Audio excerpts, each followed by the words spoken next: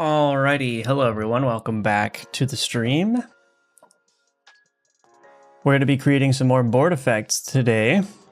As I mentioned in the Discord, I was hoping to be a lot further along on that by today, after having worked on it over the weekend a little bit, but I had a stomach bug over the weekend, and so I didn't really get much work done at all. But I think I'm okay now, so we're gonna try to catch up and do some more of that work today. Just gonna be, doing some more of those board effects.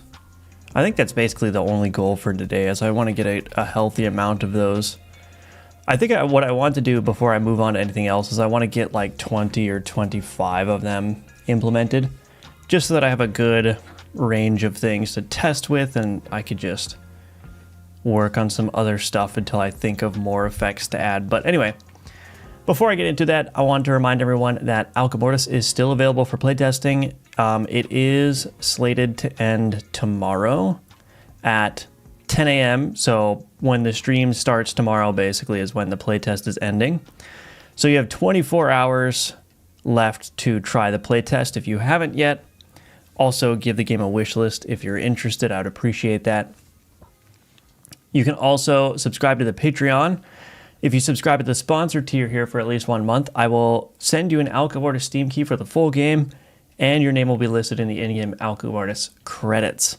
So yeah, definitely take advantage of that if that's something you're interested in.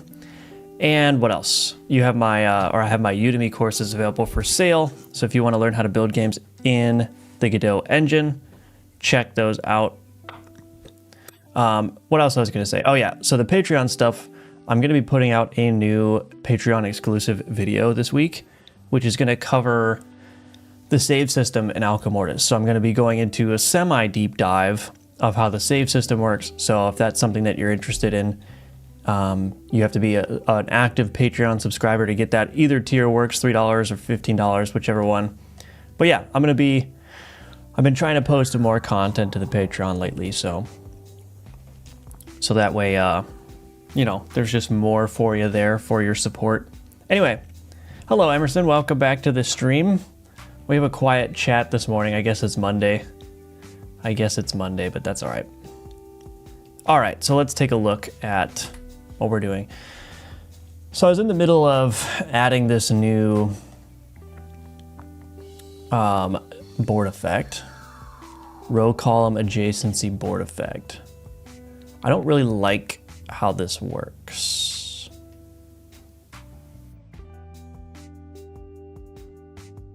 So I'm gonna do some things here.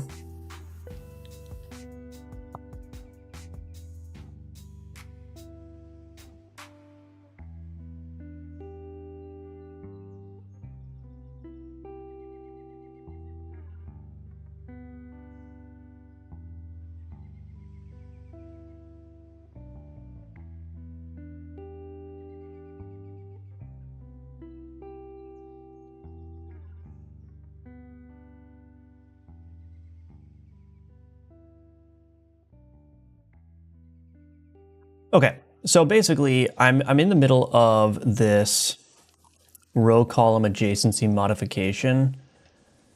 I'm gonna rename this. So admittedly, Claude did this little setup here because I was so tired and fatigued that I literally couldn't focus. So it was much easier for me to write a prompt, but I have to catch up with what this has done. So I want to rename this because I don't like how it named it. Let's rename this to adjacency query modification. And then we'll change this to adjacency query modification. So for context, the board effect that I'm working on now is one of the suggestions in Discord. It's making all of the items that are in the row or column that are affected by this effect, making them considered as adjacent to each other. So if you have an item in there that says, hey, adjacent weapon cards or whatever, but it's at the top of the column and you've got a weapon card at the bottom, the weapon card at the bottom would be considered adjacent to it. So basically that's just a matter of hooking in. So I have this modify query options that gets called in base card. I already have this pattern for enchants. Now I want to probably move this into an actual ability, if I'm not mistaken.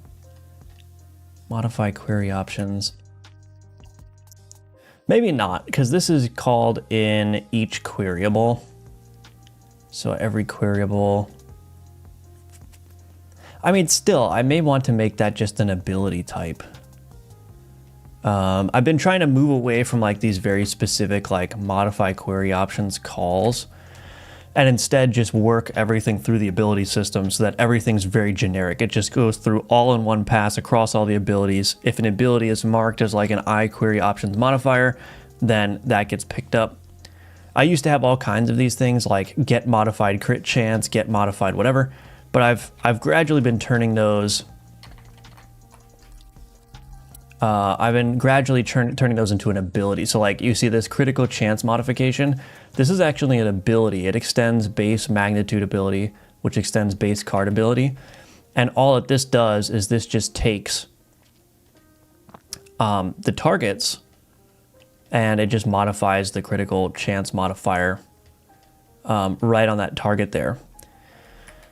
So I definitely want to move to that pattern for this at some point. But for now, we'll just do, I mean, this is an ability, so I'm very close actually.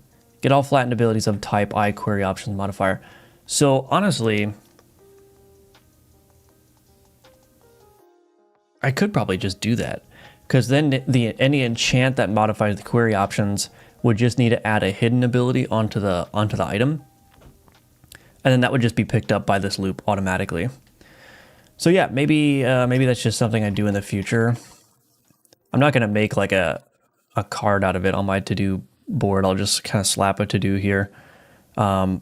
Move, modify, query options for enchants into abilities.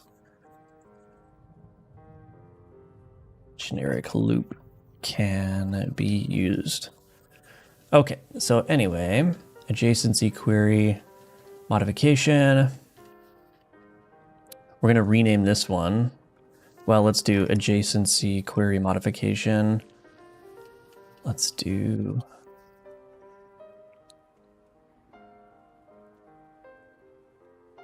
We're going to rename this adjacency.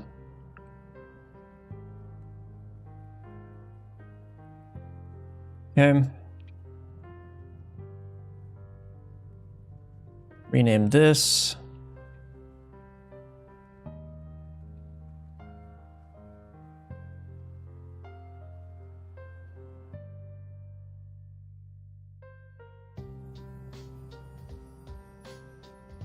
Okay. Are we good? Okay, and then the last thing I want to do is I want to edit this to include all of the other adjacent.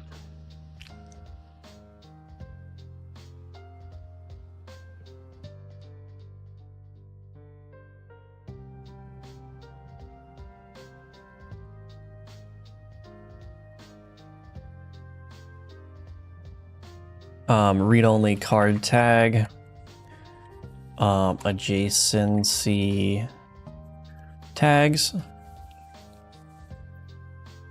Or no, this has to be, what am I thinking?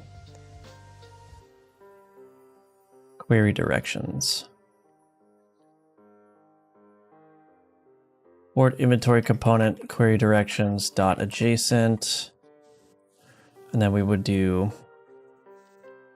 oops, top adjacent, left adjacent,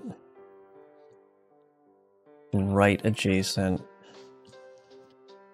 bottom adjacent. Okay. Okay, and then if not,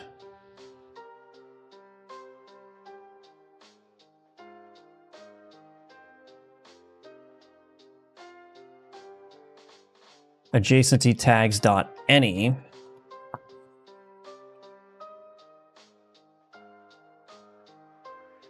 So if none of the adjacency tags match, we'll just return. Otherwise, we can modify the query options here. Okay. Hello, Moneybags. Welcome. Hope you're doing well this morning. I am doing better. Thank you. I was laid off last week, so I guess it doesn't matter to me now. Oh, I'm sorry. Sorry to hear that. That sucks. Mr. Modes, hello. Just released GD Studio. You told me you were interested in it, so I want to let you know. Oh, thank you. GD Studio. I honestly forgot what that is about.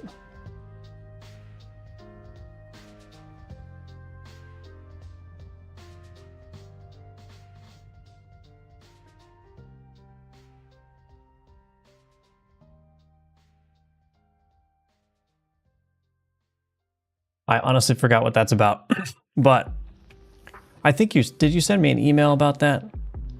I'll have to take a look at it. What is your approach for using AI for help? I like to use it when writing GD script, but I could quickly overwhelm by trying to pick apart what it's provided. Start to feel like I don't know my own game. Yeah, that's a real problem. That's a real problem for sure.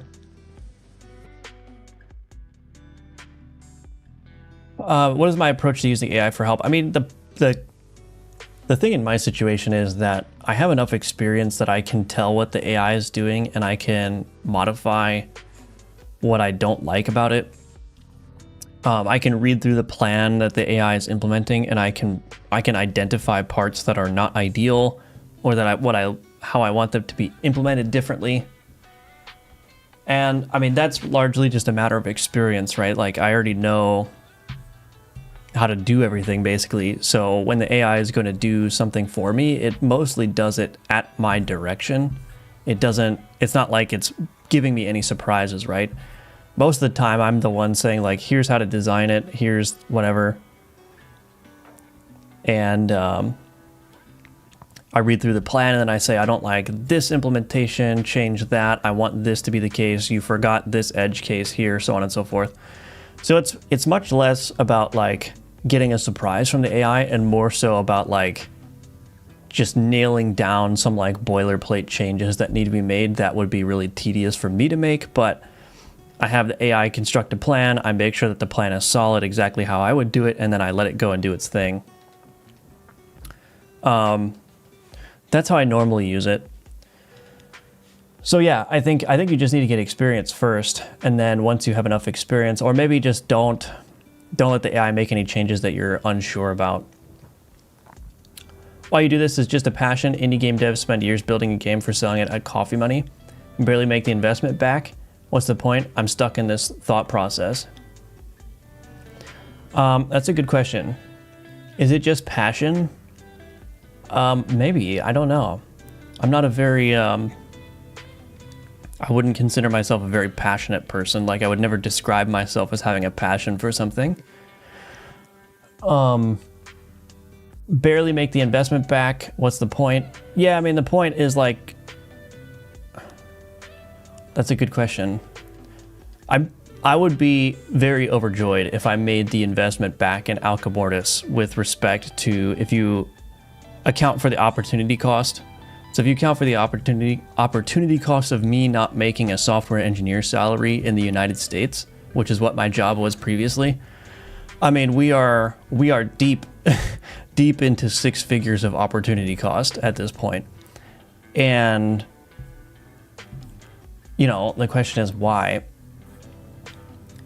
I think, you know, I want to see if I can make a living doing my own thing, and everything worth having like that, like being able to just work for myself and make money on my own and support myself, my family with my own efforts, is something that I want to see if I can do. And the fortunate or unfortunate reality of the way the world works is that everything worth having has a cost. So you can't have it all, right? You do have to make sacrifices, and you do have to try things out, and you do have to take risks. And I decided that this was a risk that I was willing to try out. I decided that I had an opportunity to give that risky thing a try and see how it pans out. And that's why I'm doing it. And we will see what happens. And if it doesn't work out, then Well, I have other options, right? Hello, Rookie Tookie.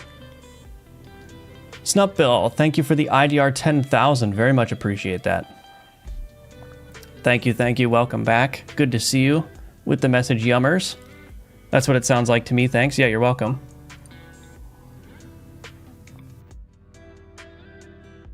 Okay.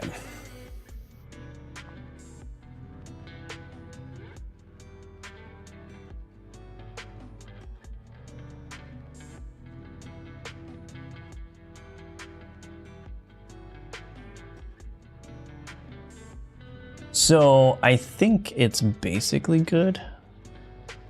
Let's see, adjacency board effect. All items in this orientation are considered adjacent to each other.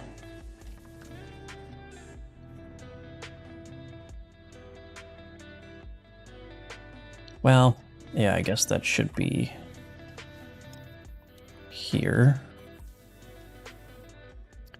Adjacency query modification can echo false is hidden true. This is a non-combat composed ability.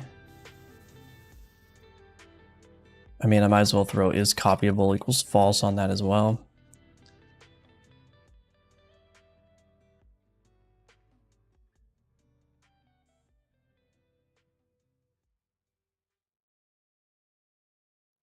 Well, I guess we'll just give that a shot.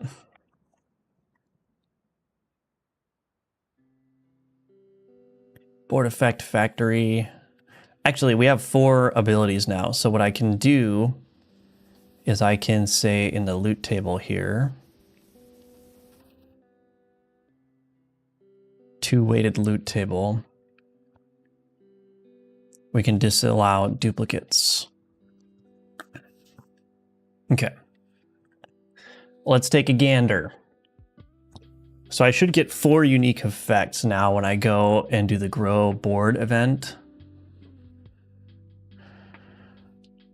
So let's see.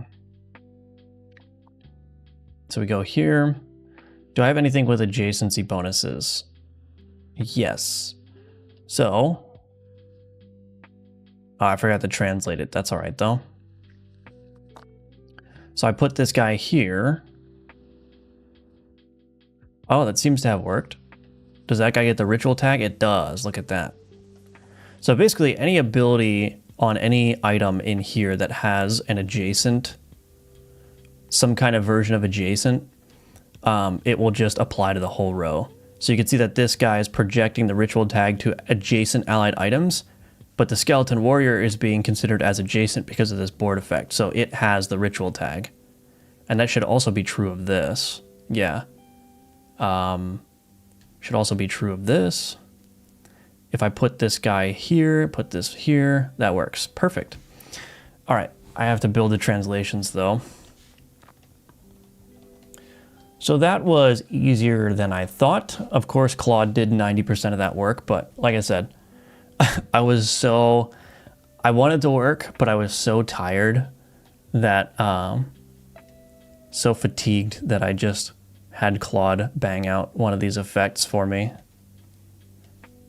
But it is the case that I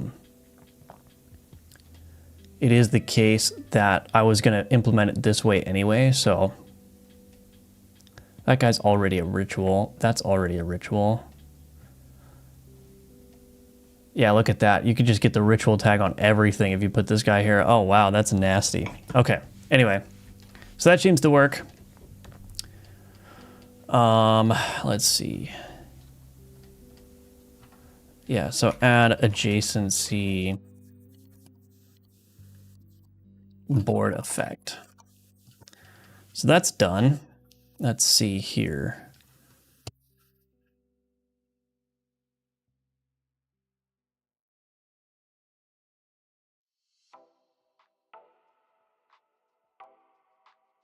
I'm going to move this to list. Done. And I'm also going to increment this. I wonder if I can get to the... Today is the deadline for my little milestone of having 10 new content items. So we need to do 4 more.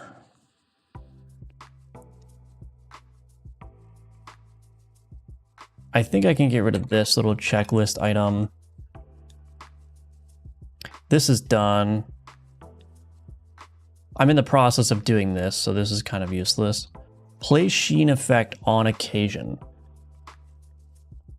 How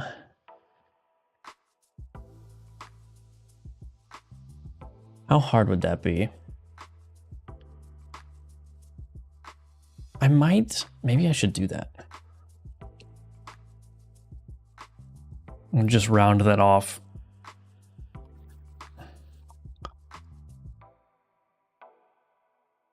Round that off. So I've got the in animation. This is playing the sheen.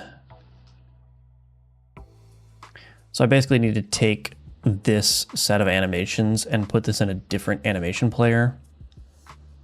Or I could do a tween for it instead. Maybe not.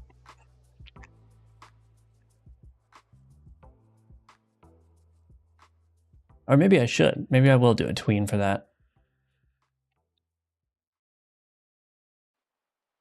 Yeah, maybe I will actually. Okay. How was the feedback for the playtest? It was excellent. I think basically universally true that anyone who has played the previous versions of the playtest said that this was the best version of the playtest so far. A lot of the feedback was very samey, which is a good thing.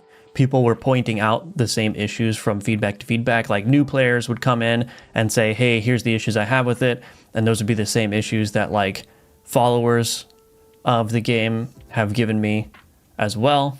You know, things like cooldown reduction being too powerful, certain situations where choices don't feel meaningful, lack of explanations with respect to like information and whatnot. So like I got a lot of the same feedback, which is good because then that means that there's like these common pain points that I can solve and that will improve the experience of like so many people by just addressing those things, right?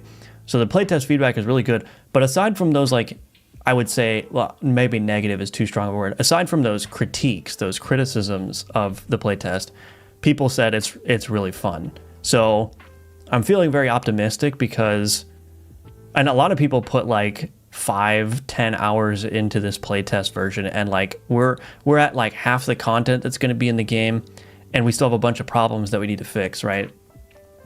So I'm feeling very optimistic because if people are getting that much enjoyment out of the game with half as much content as they're supposed to be, and with all of these friction points, these pain points that have yet to be resolved, once I add the content and resolve all those pain points, I think it's going to be in really, really good shape.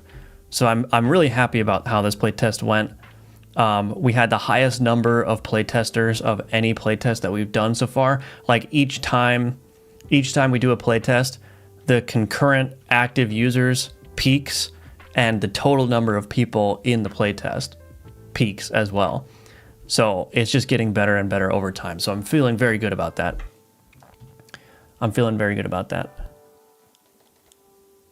I think I heard another dev something about turning a passion into a habit. Might be saying it, but it's mainly habit. Yeah, I think it's kind of a trap to rely on passion. I think I'm just, I don't know, maybe I'm just not a very passionate person, but I'm just like very pragmatic about almost everything. And I don't tend to get carried away with like big hopes and dreams. I just kind of go forward thinking like, what is feasible for me to do right now? What is possible for me to do? What is worth taking a risk on? And the other thing too is I'm generally a very risk averse person, right? Like I would definitely not be doing this if I hadn't saved up enough money from when I was working full time, right? Like I need to be sure that no matter what happens, I can pay my mortgage, right? If the ability to pay my mortgage is dependent on like, you know, getting a game out and profitable in like 6 months or a year, like I would have never done that, right? But if I'm looking at the situation be like, well, I can pay my mortgage for a long time, so I'll just try this. You know what I mean? It's like, I don't get carried away on things. I tend to take the risks to minimize my risks as much as possible. I don't usually go out on a limb to do things. So yeah. Hello, Light Tiramisu, welcome. More power to you. My problem is the art and deciding what I want to build. I suck at art and I'm not sure what I want to build, but I do know I want to build something. I'm also a software engineer working. Awesome. Well, thank you for the 200. I'm sorry, I don't know what that currency is. I wish YouTube would like localize the currency. Like tell me in English what the currency is. I don't know what the symbols are, but thank you for the 200 of your local currency. That's very much appreciated. And yeah, I mean, the way that I decide what I want to build is I just kind of like look at a game that I'm interested in. Like usually I'll play a game and I'll get inspired by it. Like, oh, like this game was mostly inspired by the Bazaar. I was like, oh, this is a really cool auto battler game, but I don't like the PvP aspect. I really don't. I've never really, like, if I'm going to play a PvP game, it's going to be like a real-time PvP game where I can like outplay the opponent in real time. But if it's a PvP game where like it's just a matter of getting the right combos and like there's no way to respond to people and you just go up against like this board that is impossible to beat because this person has like gotten an Excel spreadsheet of like all the perfect moves to make. It's like, that's not really compelling to me. But wrapping it in a roguelike formula where you're just fighting NPC opponents and you don't have to worry about like the enemies like metagaming and doing like the perfect builds. That's kind of what sparked this idea to make Alchemortis. And then like what I'm finding too is I try to be fancy with it, right? Like you remember there was a time where I was trying to make like an open world map and that just wasn't working. So what I essentially have been doing over the past couple of playtests is like I've just been stripping everything down. Like I've just been essentially following the pattern of the genre. You know, you use the Slay the Spire style map, you borrow a bunch of ideas from the other auto battlers, but then there's like, I would say there's two things about Alchemortis that make it unique, right? The first thing is the art style and the presentation and the theme, right? You're in like this dark fantasy, medieval science, like kind of mythological world where like there's these alchemist necromancers, right? So that's number one, and then the art style that goes with it. And then the second unique thing is the alchemy system, right? Those are the two things that make Alchemortis stand out. Everything else is basically just like cookie cutter what you'd expect from this kind of genre. And I actually think that works really well because like the reason why Slay the Spire's map is the way that it is because that's the design that works best, right? It's like a don't reinvent the wheel situation.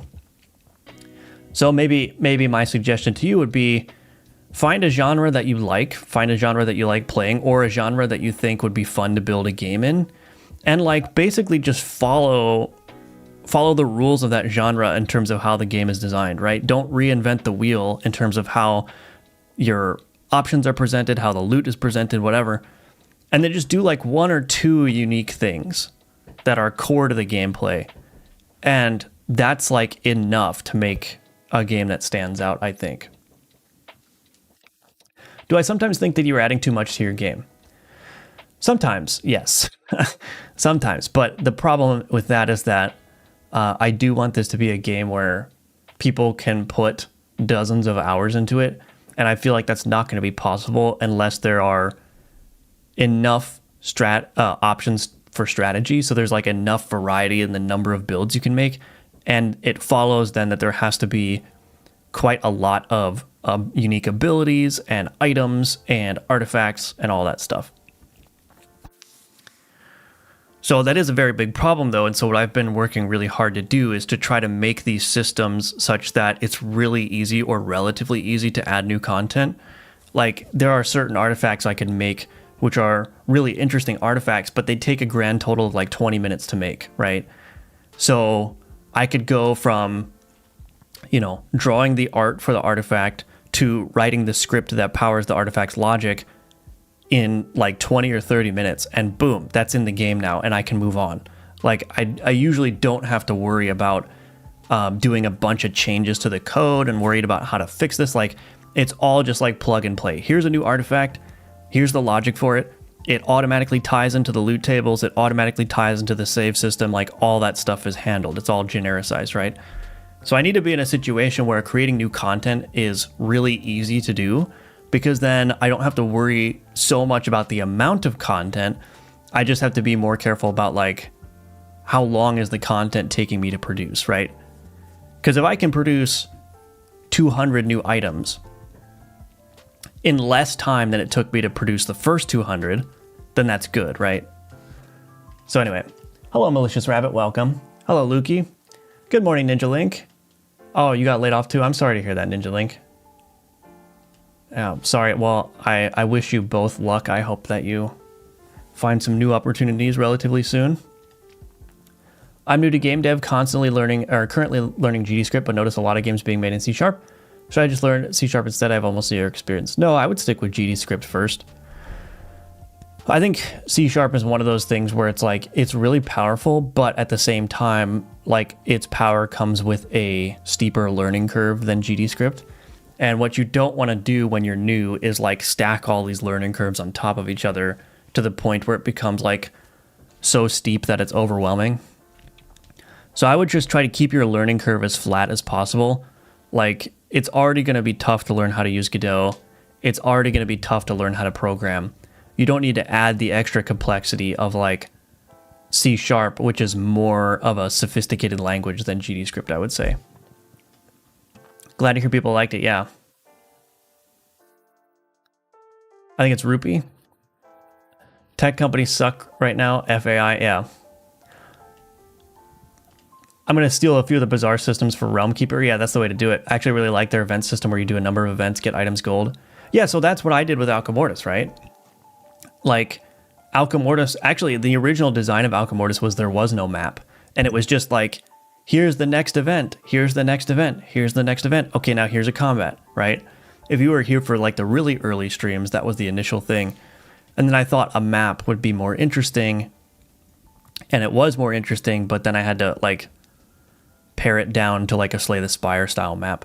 But that's essentially what happens in Alchemortis, right? You do like 2 or 3 or 4 non-combat upgrades first, and then you do a combat. And you might do a couple of combats in a row after that, and then have another string of just pure upgrades. I think that works really well.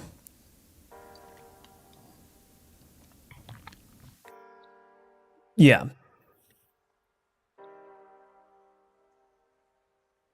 Our leadership change caused us to become an AI first company. I wonder how much of this is like, I do wonder how much is just like AI is being used as a scapegoat for people to cut headcount. You know what I mean? Like if you just have an excuse, instead of saying, oh, our business is failing, we need to like reduce our headcount, you could say, oh, well, AI is making us more efficient, so now we can lay people off. It's like, because it doesn't make sense, right? If AI makes you more efficient, then why wouldn't you just keep your current headcount and get the free efficiency, right? If you're not doing that, then that implies that you're just not making enough money as a business, right? Because like, look, if I'm running a profitable business and AI comes along and it makes my engineers all 1.5x more efficient, I just get that efficiency gain for like the cost of whatever the monthly tokens is, right? Which is certainly going to be less than the cost of each individual engineer. So I wonder if that's just a scapegoat for saying we're in trouble financially, we have to let people go. Why people have so much hatred towards vibe coding or game using AI heavily to build a game faster? That's a good question. I mean, I think a lot of it comes from, I think it's a complex thing, right? I think a lot of it comes from people being concerned about the ethics of AI with respect to, you know, energy usage, but also copyright infringement, all that kind of stuff.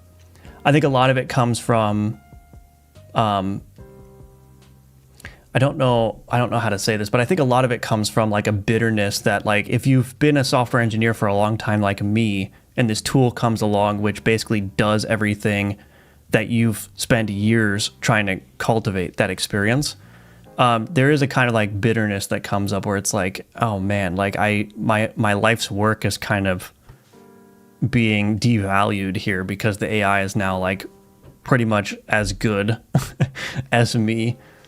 And I think the other part of it is like people just want like creative pursuits, like especially game development, to have the human touch and not just be like computer generated, right?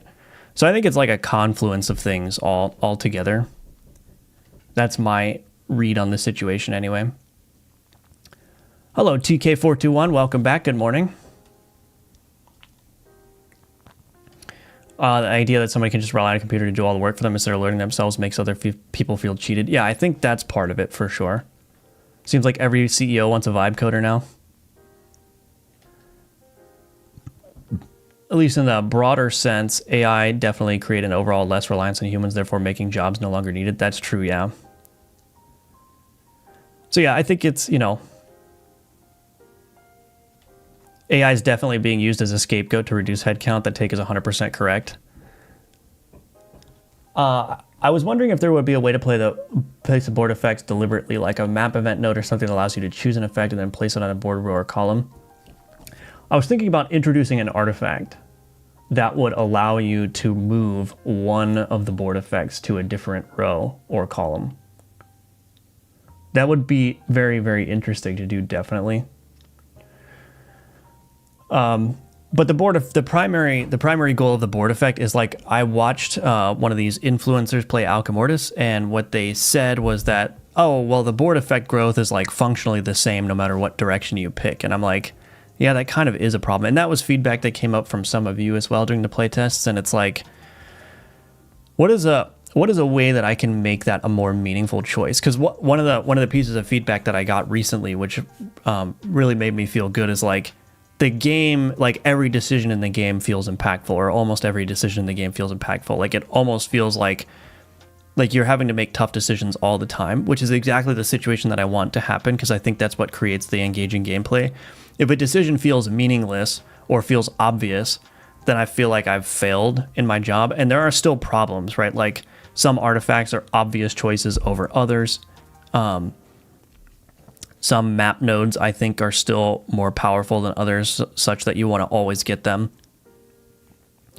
But I want every decision to be a tough decision in some sense, where it's like, oh, I could take this, and maybe I'll get a build that works really well with this, or I could take this, which doesn't really do anything for my build right now, but it does offer me some other kind of power. And so the board growth event is an attempt to make the direction that you grow your board in a little bit more challenging, right? Because you may want another row on the top, but maybe adding a row or adding a column to the left edge of the board has a better board effect for your build. And now you're in a situation where it's like, okay, I was originally wanting to grow the board up and get that new row, but I think this board effect would actually be better for my build right now. So I'm going to do that growth instead, and I'm going to leverage that board effect, right?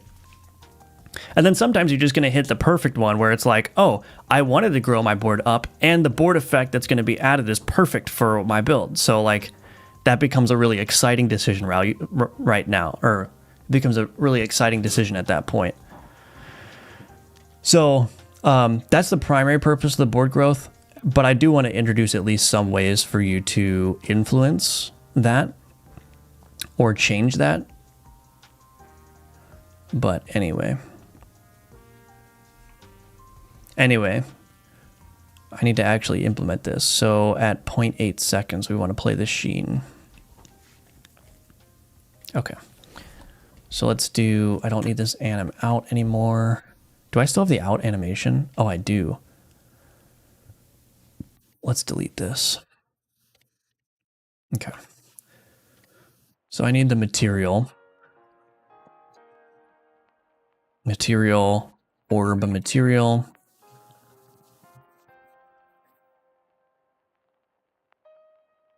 Orb sheen materials equal to orb.material as shader material.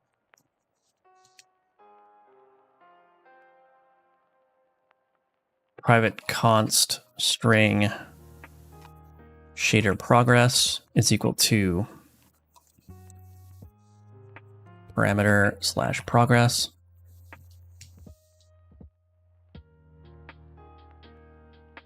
Okay. Play sheen.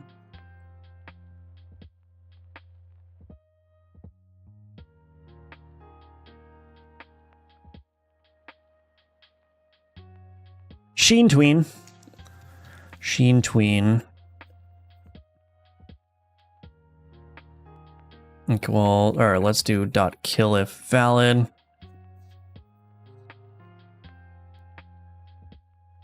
Sheen tween dot tween property, orb material, shader progress, variant final val to 1, double duration.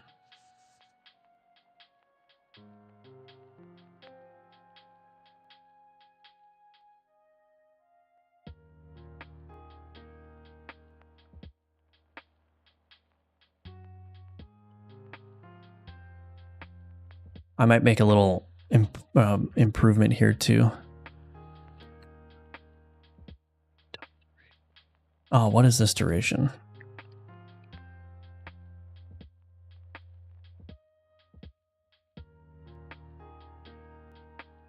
.8 to 1.35. And it's got a 1.46. Okay. So that's 0.2, so 0.55. That's a little bit weird, but we'll just use the exact same thing. Tween.transition_type.in, no, sign, set ease.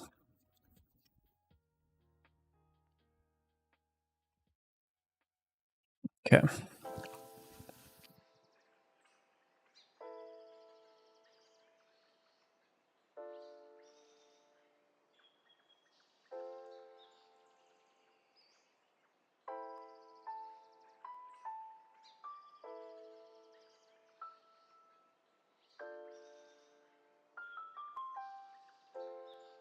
Okay, let's get rid of this.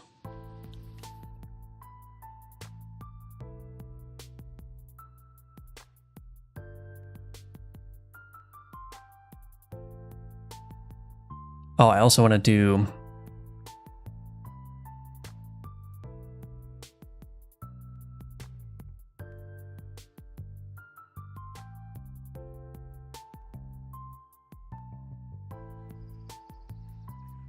okay. So let's build this.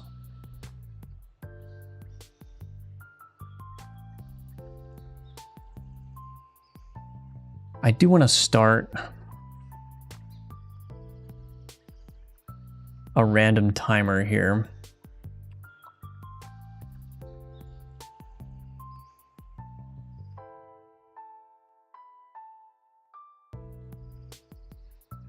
Let's do min wait time of 3, max wait time of 8. Let's grab a reference to that.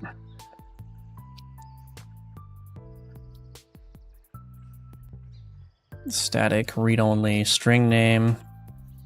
Start random.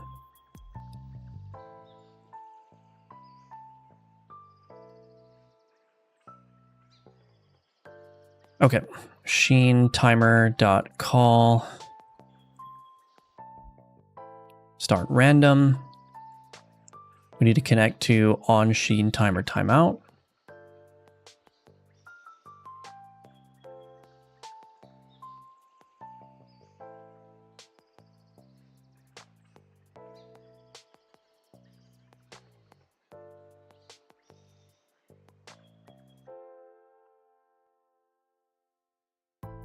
Okay.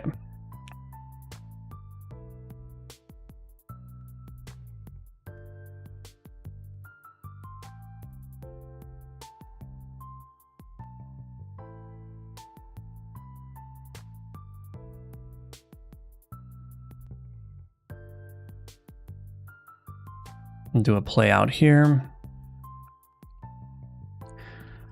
Play out there, Sheen timer.stop.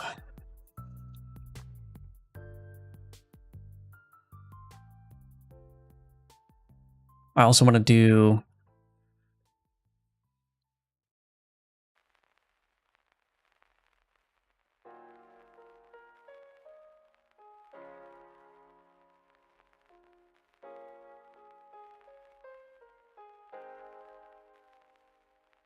let's just do another tween here. Out tween dot kill if valid.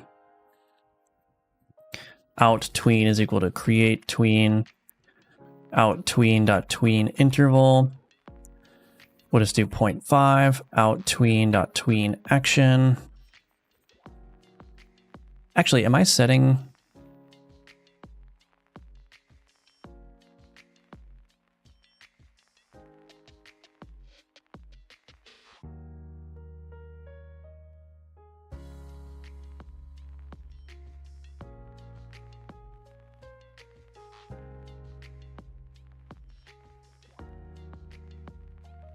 Okay, I think I can just do this.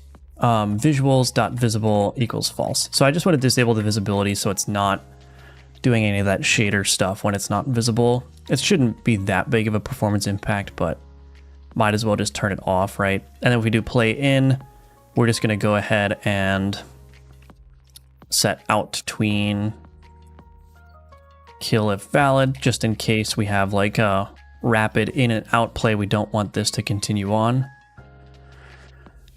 Okay, let me see if that worked. Oh, it's not going to work. I have to add the play tween call in the in animation. Certain builds heavily favor growing your board in a specific direction. Yeah. Said the exact same thing in my YouTube video as well. Okay, awesome. Hello, Bad Cop. Welcome. I really need to find some good resources on Game Juice. Oh, there was one posted in the Discord, right? I think Ninja Link shared it in the Discord, right? There was like a whole web-based demo of like juice effects that you could toggle on and off to see the difference between having them and not. So I would definitely recommend, I think it's in the game dev channel if you didn't see that.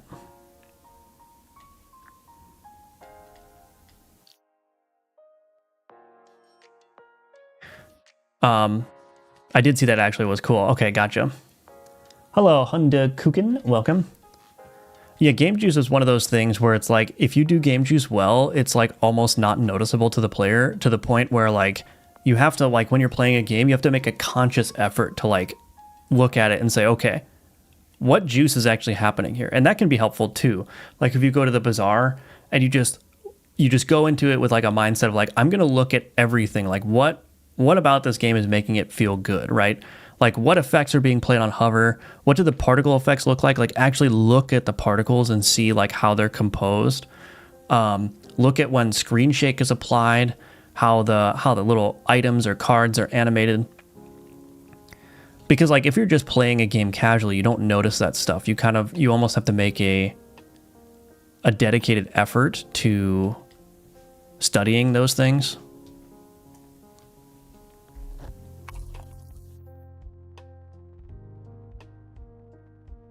Okay, let's see how this goes.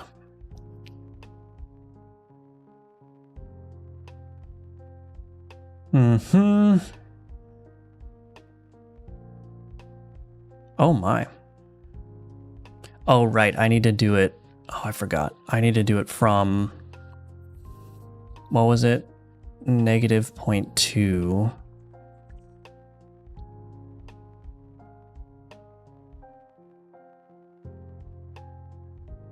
to 1.4. It's a little bit odd. I think if I was clever, I would remap the range in the shader.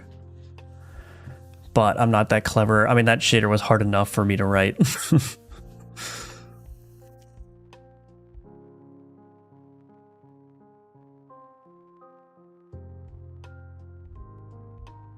Okay, now let's see if it actually plays the sheen.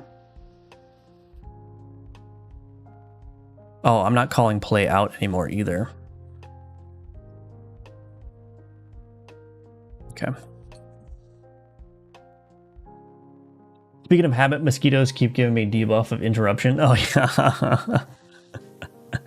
I'd rather game beer. And JK, I don't drink.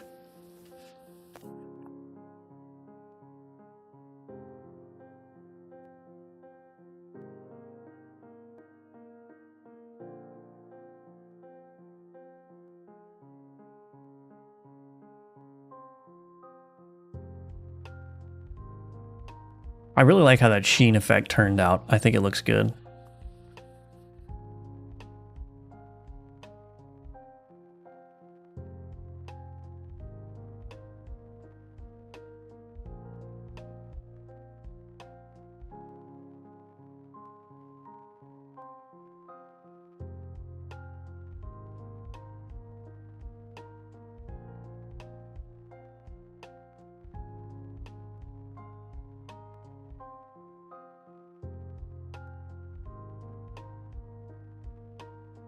Yeah.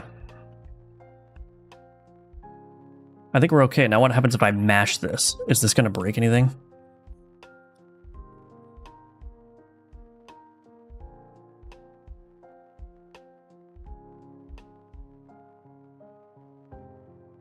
Nope.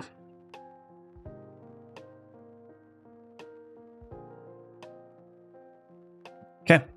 Seems to work.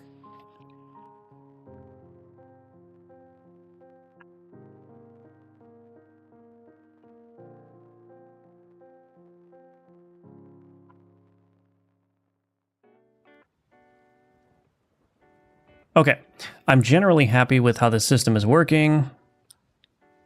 So we'll mark that as done. We'll do current count. We'll count that as a new content item.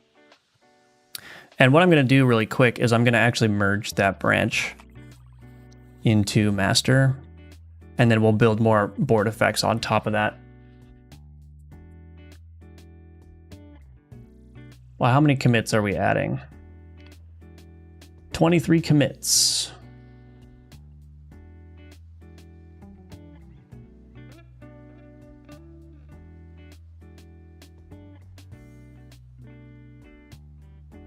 Oops. Git fetch prune. Okay. I try not to have too many outstanding feature branches if I can help it, because that just makes everything a nightmare.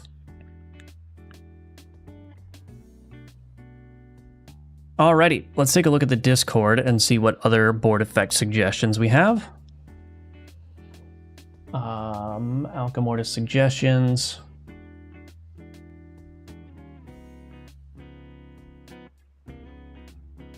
Affected items have their cooldown increased by 60% but execute an additional time. Let's do that one. That's one of Ninja Link's suggestions.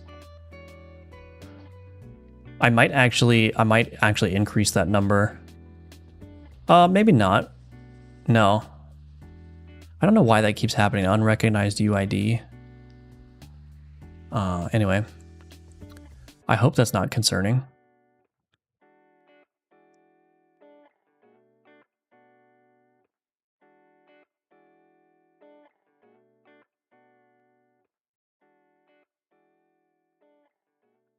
For new part and step, can we make simple algorithms in GDScript?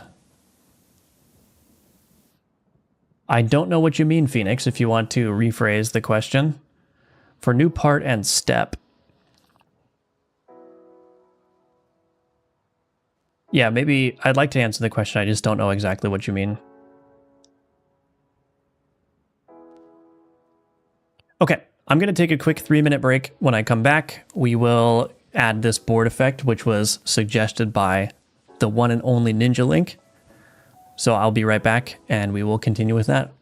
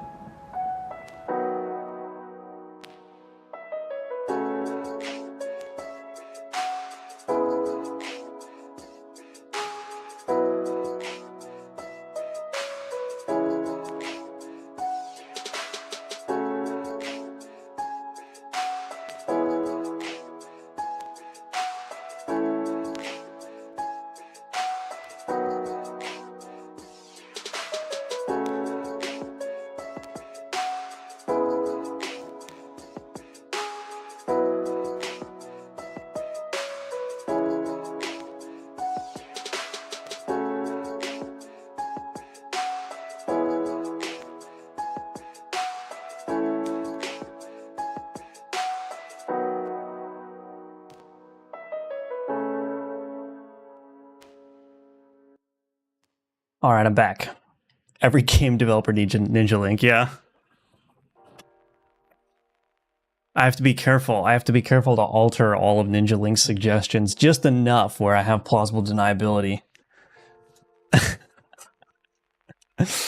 Anyway. So, affected items have their cooldown increased by 60%, but execute in additional time. I think this one should be relatively straightforward. Is it possible to use some simple algorithms to create a new stage, and does it work for more advanced games? Like a new level? Yeah, I still don't know how to answer the question. Yeah, I would say just generally speaking, yes, it's possible to create. Are you talking about like procedural generation? Maybe? I just don't know what you're referring to, but yes, like generally, yes, it's possible to do anything that you'd want to do in, it's generally possible to do anything you want to do in GDScript. I don't think GDScript is limited in terms of what it can do, really.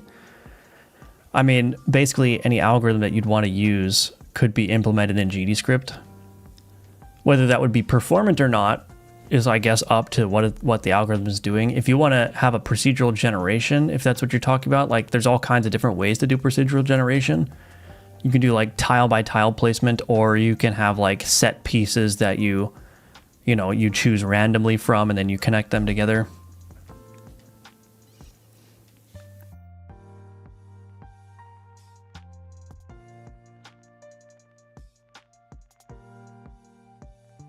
Okay, let's create a new one. Let's do let's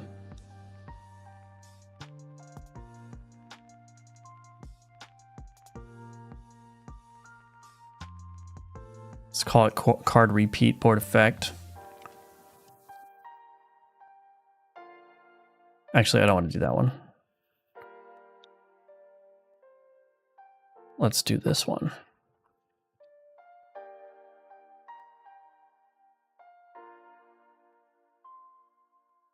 Okay, so card repeat board effect. This would be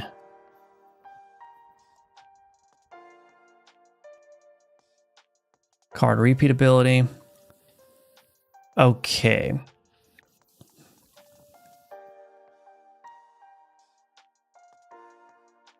Rerun execution.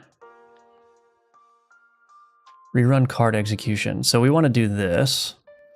We'll copy this over. Var. Let me think about this. Var self turn cooldown modification. So we do need a card data provider.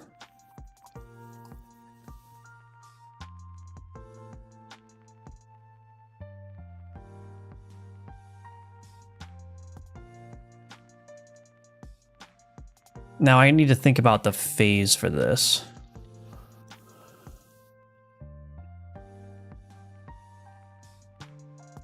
Oops.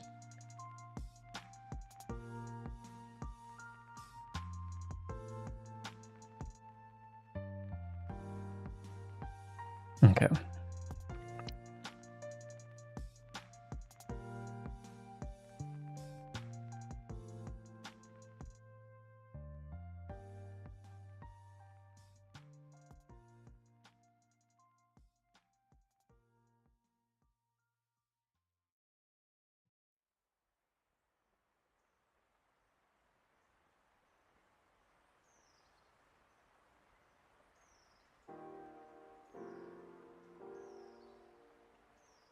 Well, this is a bummer.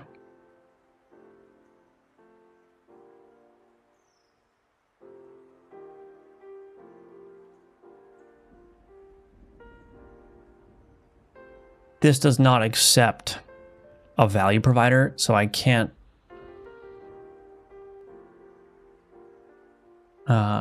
easily modify this. Oh man, do I have to do this? Where is this used? All of these places.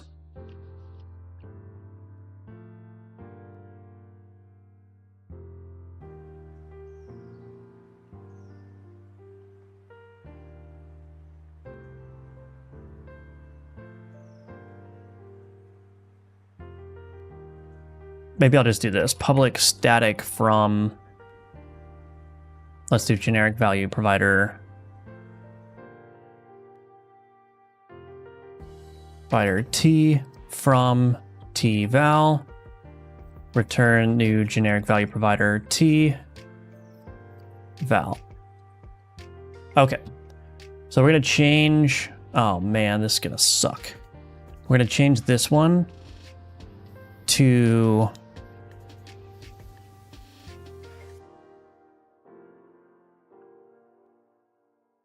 I don't know why that has a default value.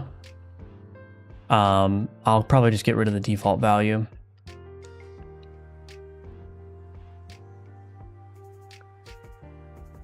Okay. Here we're gonna do ability value provider int value provider. Ah, son of a biscuit. This extends base magnitude ability.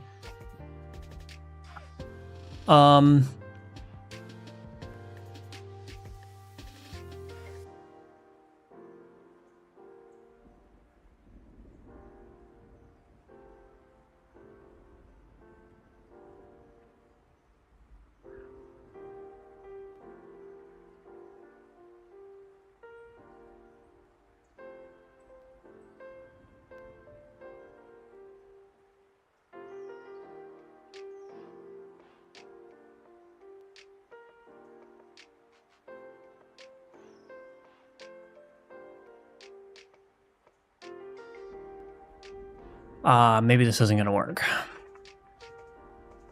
What is another way I can do this?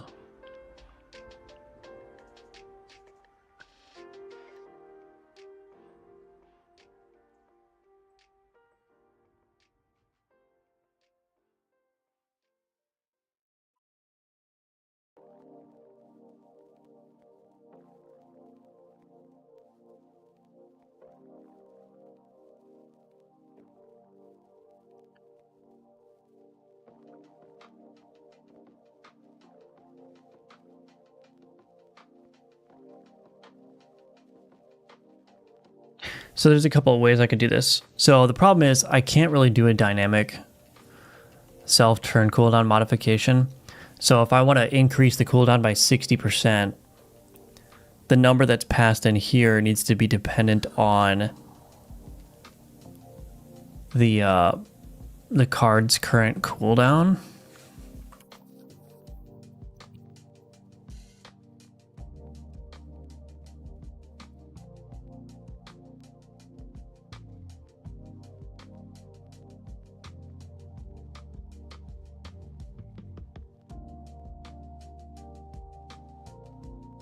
Maybe I can do this, actually.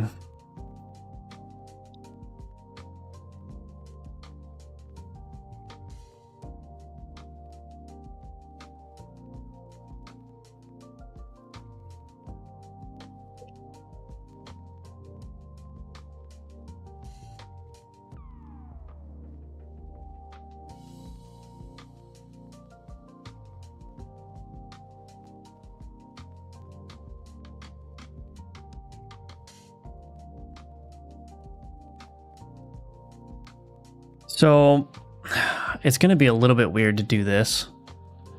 Is there a better way to do this?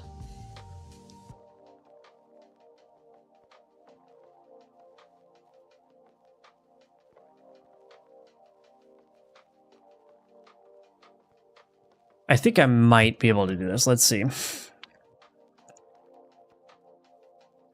So let's put the card data provider in here.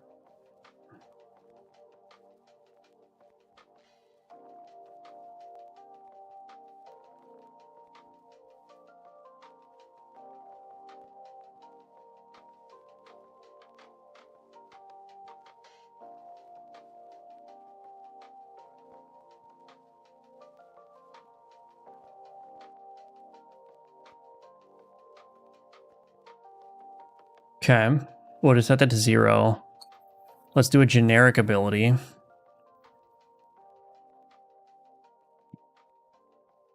Okay, and then in here, we have the context. what we'll do is we'll say self turn cooldown modification dot set scaled magnitude. We'll do mathf dot floor to int card to data provider dot turn cooldown times 1.6.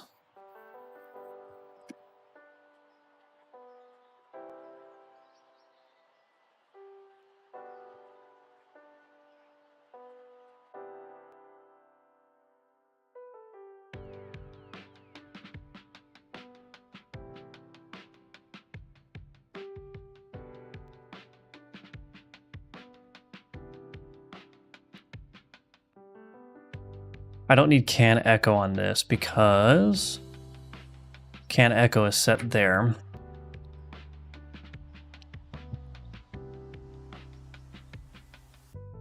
So the abilities would become card data provider, generic ability, and then self turn cooldown modification. The update phase will do update phase dot late, and then I think that's it.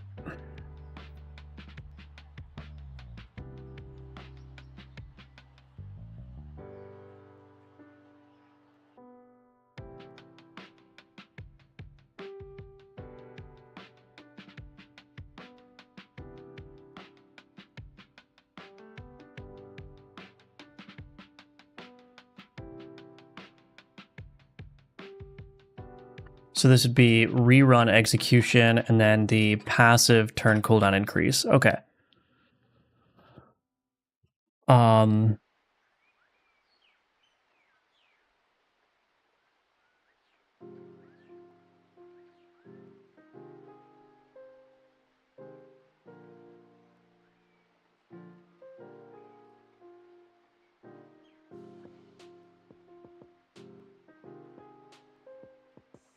Card repeat, card repeat. This item executes again.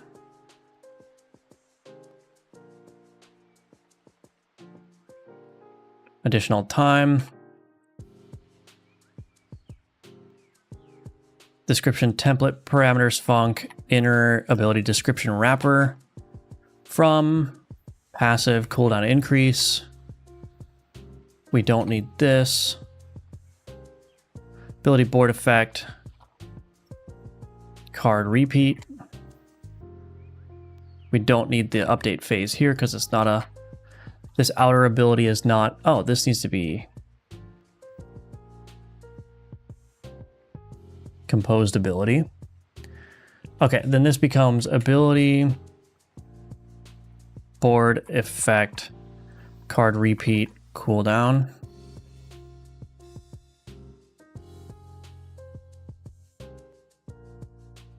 Description template.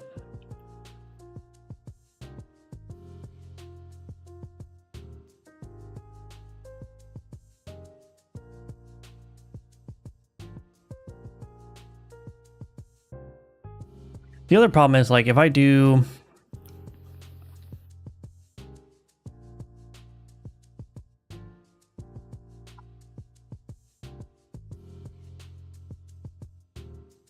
I might just make this a flat number, honestly. Oops. I might just make this a flat number, which I will explain in a second. Let me just see if I can get this working.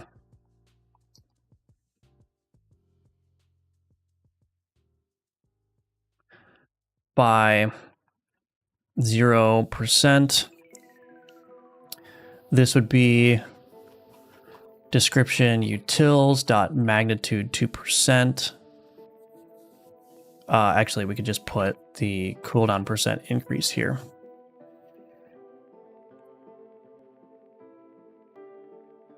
Okay.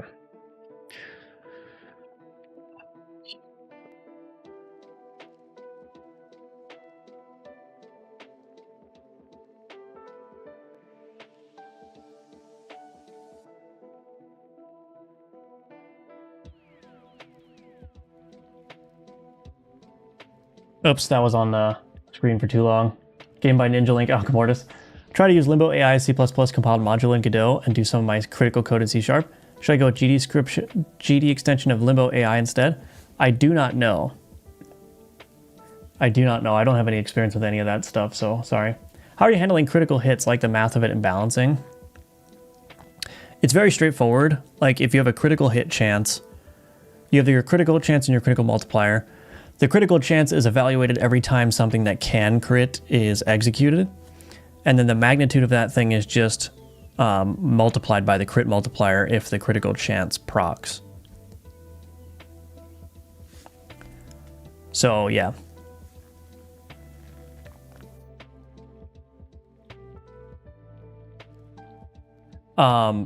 That's about it. And everything is integer, so it's floored to the nearest int, I believe.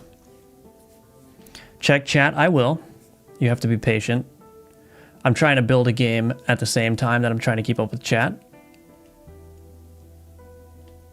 Taking mental notes for when I need to tackle cards. Let me just write that down. Just bought Gunforge, looking forward to the game. Best of luck. Thank you. Appreciate it. Hope you enjoy Gunforged. So let's build the translations now. So I actually don't know, like the thing about this is that I'm trying to move away from using like percents and multipliers.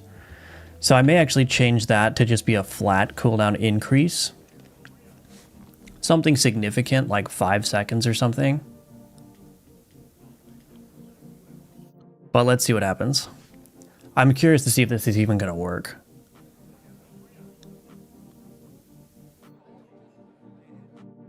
So this is 4.9 seconds. If I go up, 12.7. That doesn't seem right.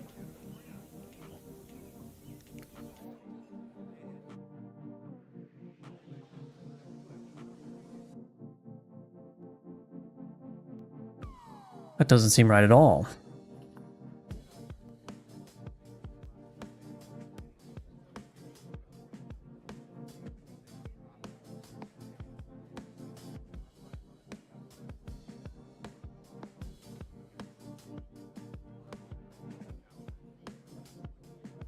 Is this executing twice? What did I say it was? 4.9?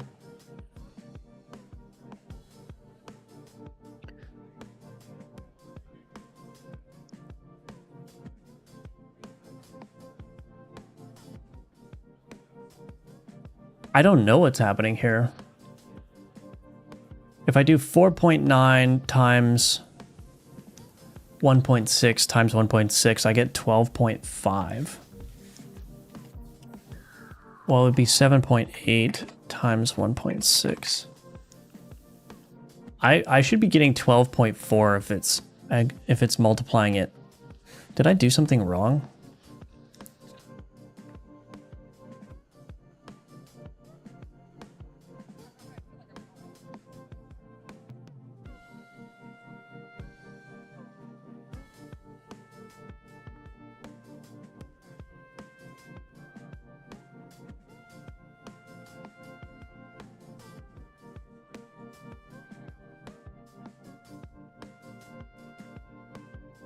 It applied twice because it's 2 cells wide. No, it shouldn't. It shouldn't do that. I mean, that's a good thought, but it's not even multiplying twice. Like, I don't know.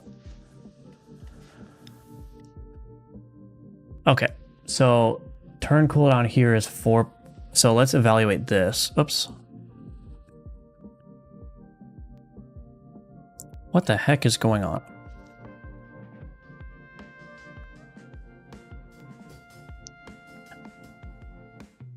Did I like break everything?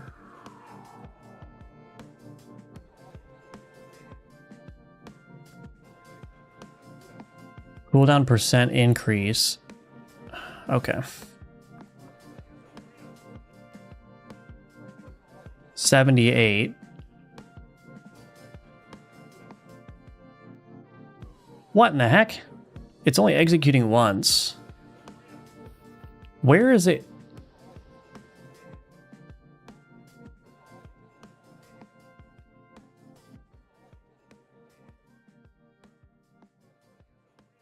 even if 78 was multiplied by 1.6 again,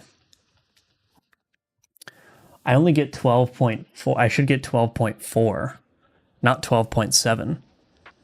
What in the heck?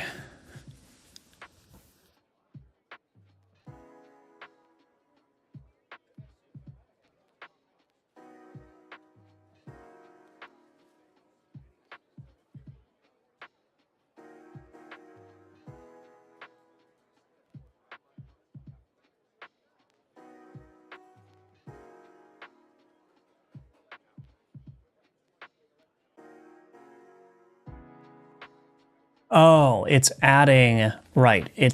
Oh, I need to figure out how much I need to add to make it equal 1.6. That's what's happening. I forgot that the self-turn cooldown modification, this is not an override. This is an additive thing. Right, okay, that makes sense. So what I need to do is target increase. I guess my intuition initially was right. It's actually just, just need to multiply by the cooldown percent increase, right? Not by 1, because I'm not setting it to the new value, I'm increasing it, I'm adding. So I need to take 60% of the current value and add it. Okay, that makes sense. But here's the thing. Could be float math, they tend to be less precise. Well, everything is integers under the hood. Like all the damage, everything, health, it's all integers. So I always have to floor it or seal it or round it to an int. So floating point should not really be a consideration here. Of course, I didn't get that board effect. So I might actually change this though, because I'm trying to move away from using percents and multipliers, and a percent is essentially a multiplier. But this should work now. So this should be 7.8.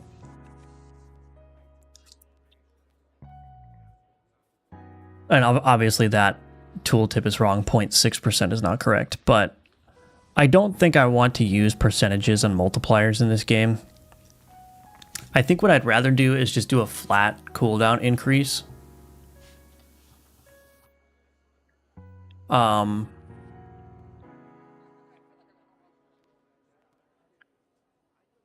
Let's just do like 5 seconds.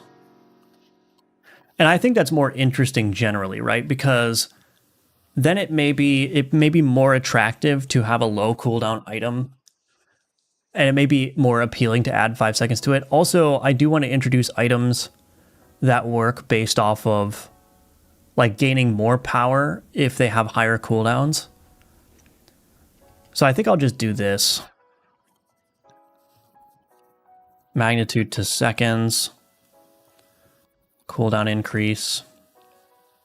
This needs to be an int. And then for this, description utils.time format 0. And then we can get rid of this because this can just be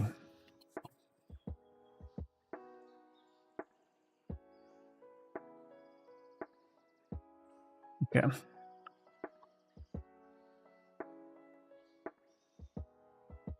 Hello, Cruda. Welcome, Real Cruda. Welcome back. How's the board effects going? It's going pretty well, I would say.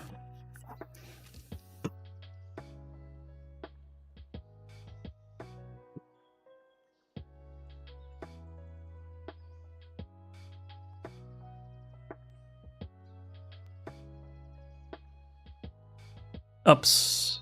I need to build the translations. Any day now. Come on. There we go. Yeah, I think it'll be fun to just add a bunch of these.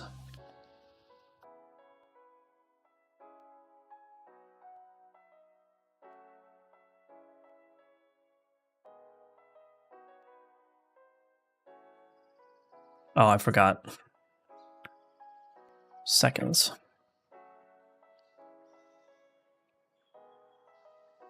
There we go. 9.9. Okay. So let me just see if that works. So this should execute twice. Let's see what happens. Yep, it did.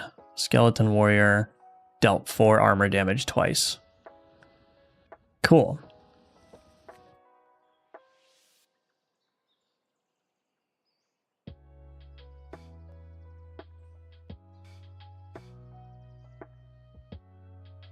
How are you doing, though? That is the most important thing. I'm doing all right. I was sick over the weekend, but I'm largely fine now. Still gonna... I've had a steady diet of bananas and applesauce for the weekend.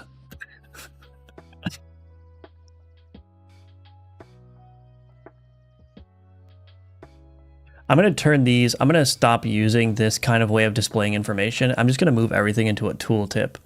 So instead of trying to display information at the bottom here, I'm just going to have it put in a tooltip like everything else.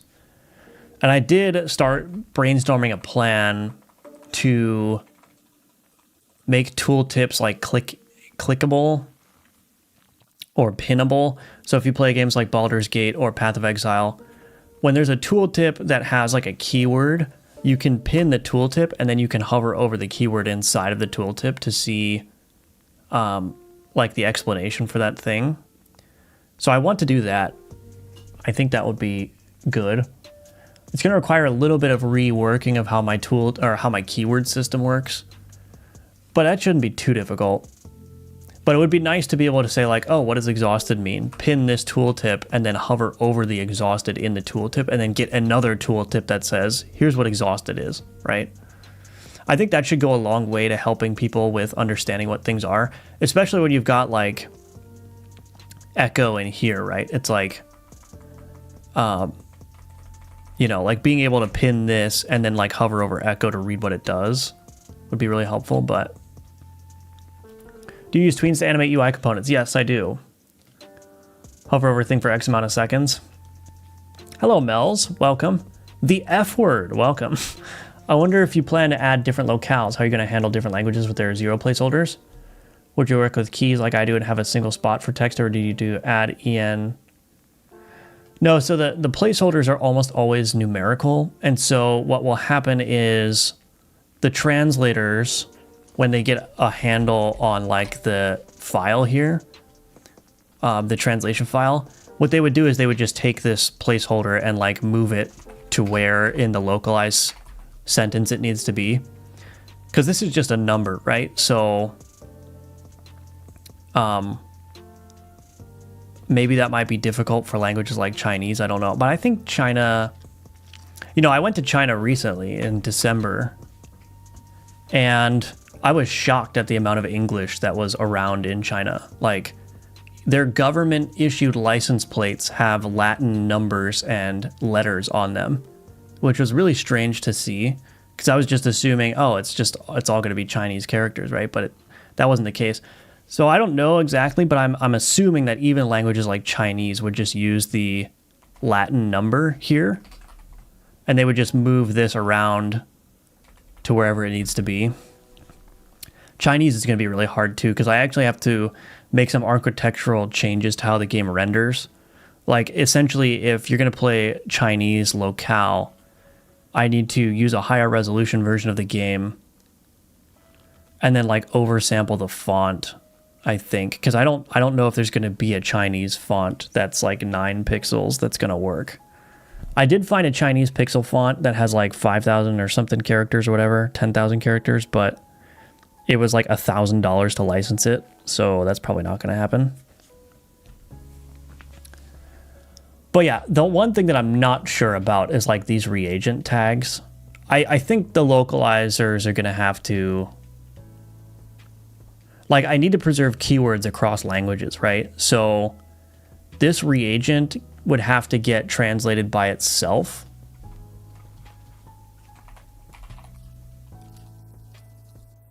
Right? So like this is the standalone word. So the translator would replace this, and then anywhere where you see curly brace reagent, that word gets replaced with the localized word.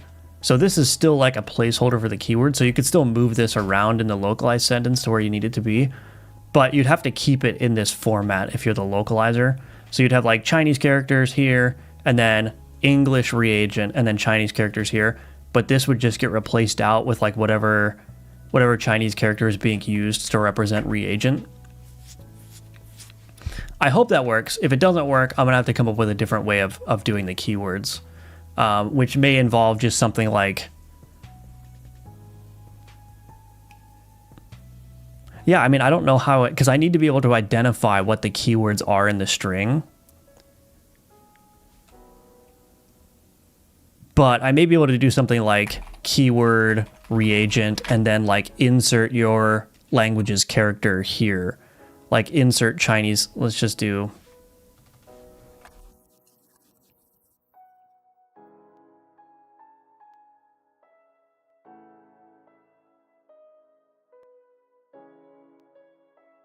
I don't know, I'm just choosing a random thing.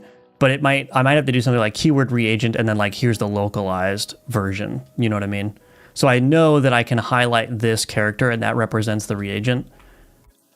But I don't understand how that would be any different than just like replacing this with that in the string. So I don't know. I have to figure it out. Like that's one of those things where like I don't speak more than one language, right? I only speak English. So I'm probably going to have to get some feedback from whoever's doing the localization in terms of like what actually needs to change with respect to this file. Then click on the tooltip, yeah. Bananas and applesauce, no double quarter pounder, right? Hover tooltip like in League of Legends? Yeah, I think so. Firebelly food flowchart. So using PO files, yeah. Gonna drop a follow over here as well. I'm the one behind A2 reaccount. Awesome. Awesome, welcome to the Stoat Lord. Thank you, I appreciate that. I'm scared you will learn Chinese by yourself and make your own font eventually. I don't think so. I don't think so. My wife is Chinese, and you know, it would be nice to be able to speak the language, but also, like, that sounds like a lot of effort. So, we'll see.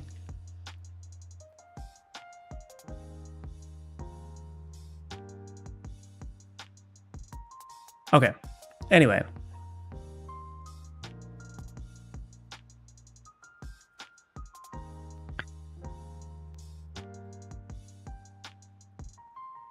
Okay, we don't need to spend any more time on that.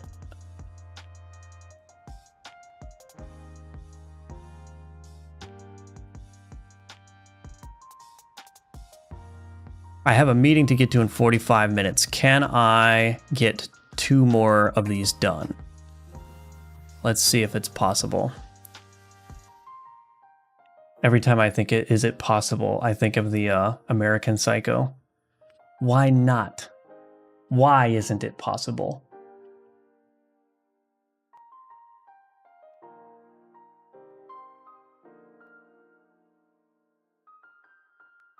Each time an adjacent item executes, reduce remaining cooldown. Let's do another Ninja Link suggestion.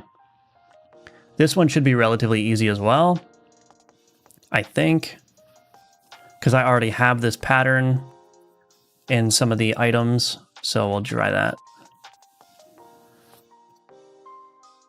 Wait, I just realized, why are we not using a dictionary list for the translation?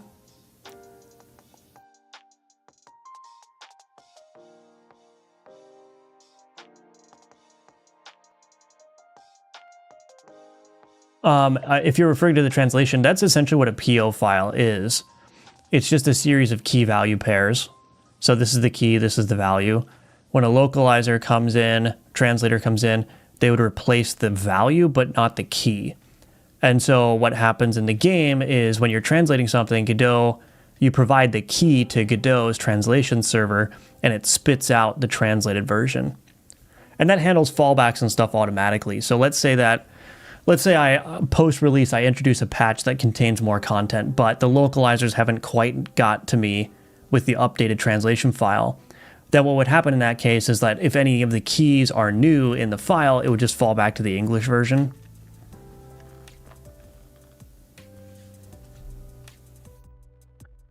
I love watching your brain work, honestly, it's amazing. Well, thank you.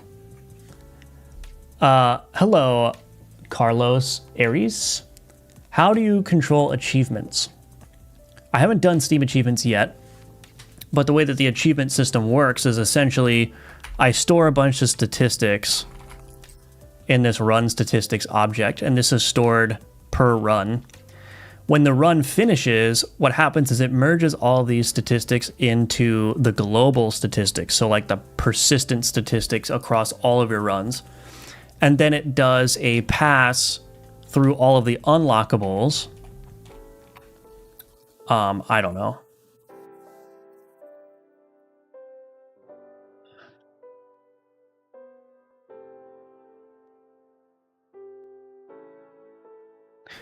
Yeah, so what it does is it does a pass. So there's this base unlock.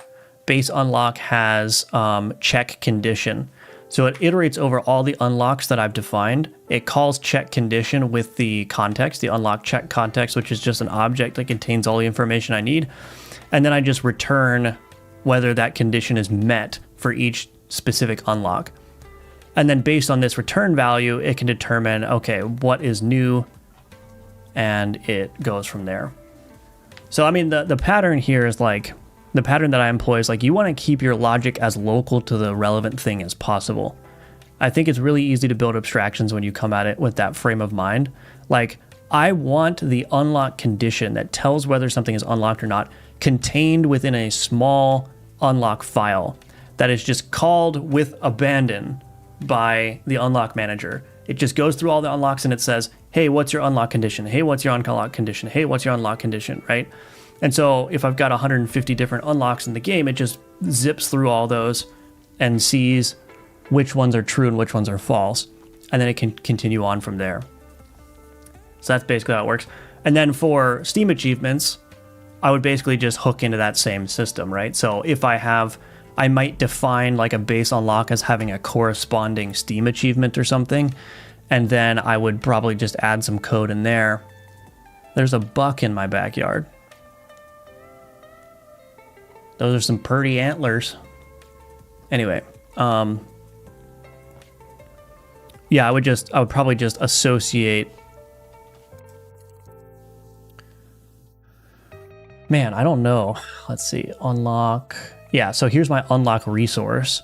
What I would probably do is just put another property in here that's like Steam Achievement ID. And if it's not null, then I would trigger that Steam Achievement unlock at the same time that this becomes unlocked, right? It's Pinion is actually fun to learn, but its alphabet is a struggle. Also, you could make a function that gets a keyword and from those checks the game's language and passes the given keywords in and returns a translated variant or something like that. That's what I'm doing currently, yeah. That's what I'm doing currently.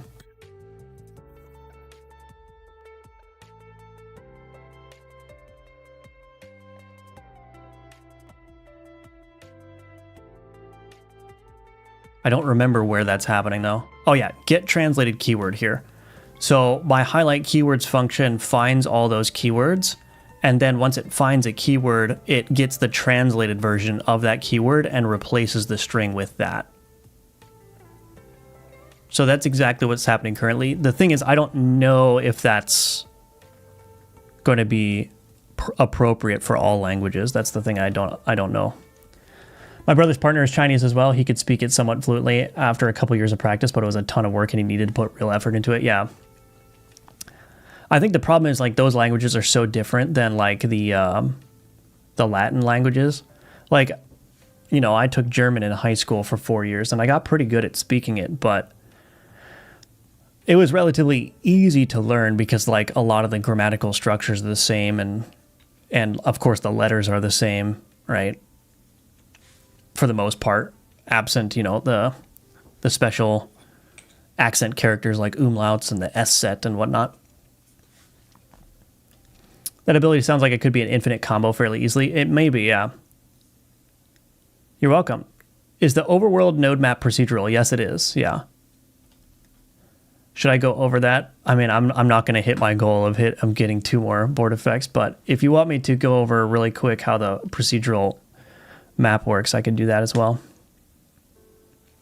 I'll just stick to my Scottish rambling words. All right, tell you what, I can go over the map after we do this next board effect. Now I'm getting lost.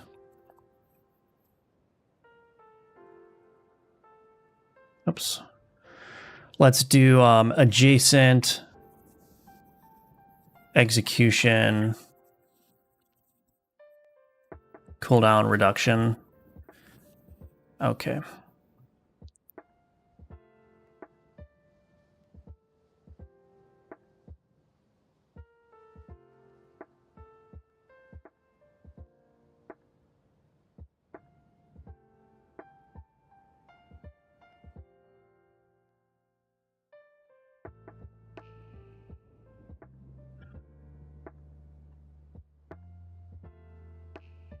It would be nice. Okay, yeah, I can do that.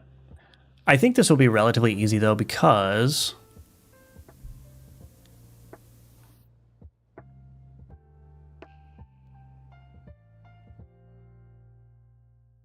cooldown reduction on damage dealt. Oh, goodness gracious.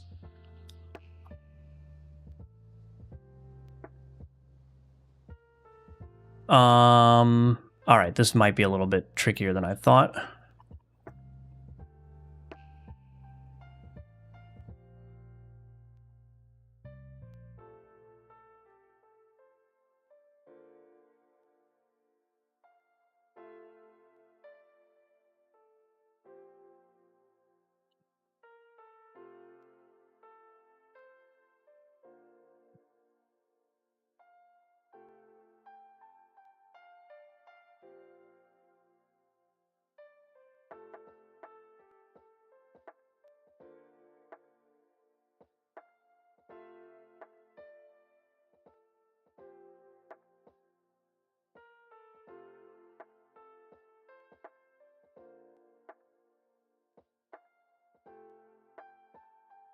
Wait a minute.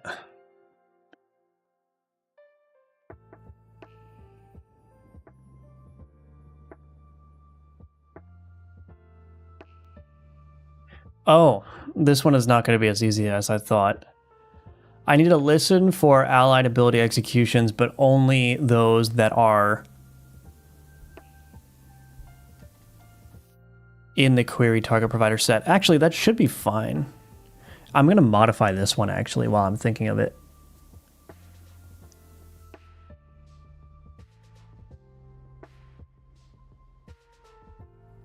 And query target provider dot get cache targets dot contains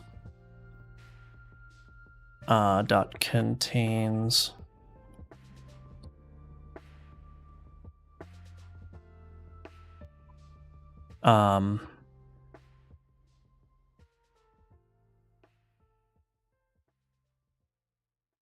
gonna have to test that and make sure that's correct, but why is it marking this whole section as different?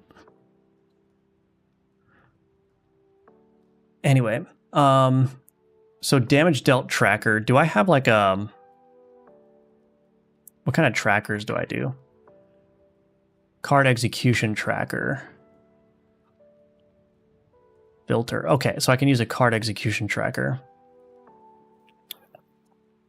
Maybe this should be easy. Card execution tracker. Filter.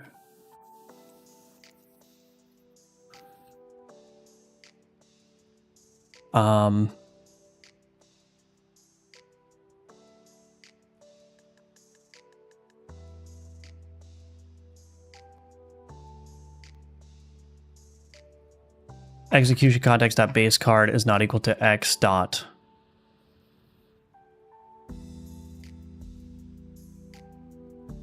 listener card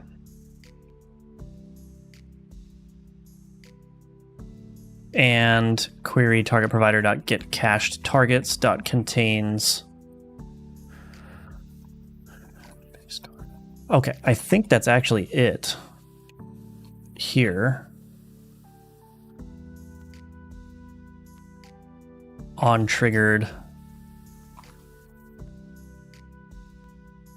Whatever, just call it this X. What is this? Card execution event.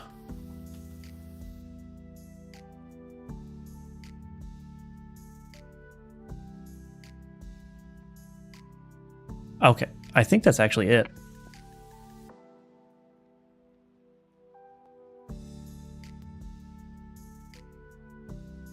I'm going to need to pass in a description translation key in here.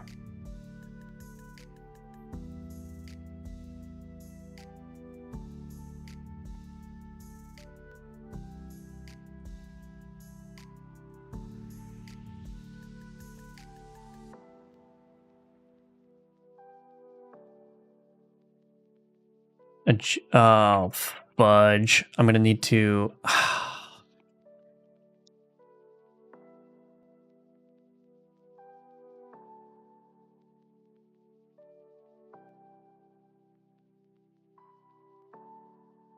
Can I do this?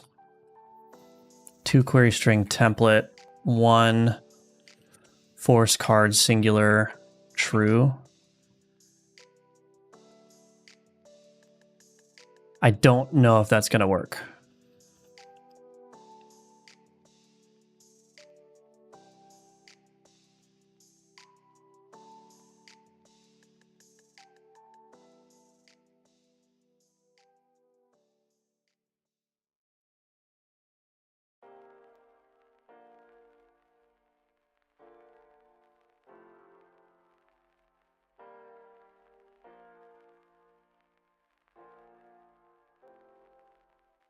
Board effect cooldown on adjacent. Let's just call it board effect adjacent execution cooldown reduction. Goodness gracious. All right. Might have to push this onto a new line here. That's all right. Magnitude. Maybe we won't make it as much. Maybe we'll just do 0.2 seconds. And then query options or query target provider.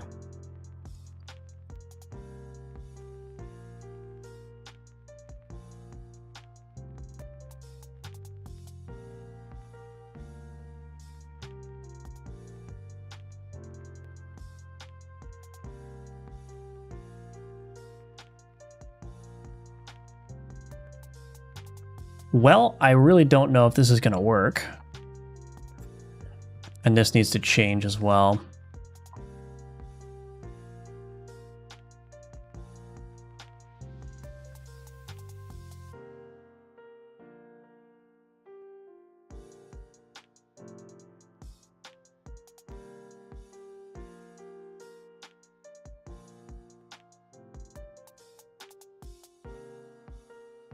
I should just make this a source generator.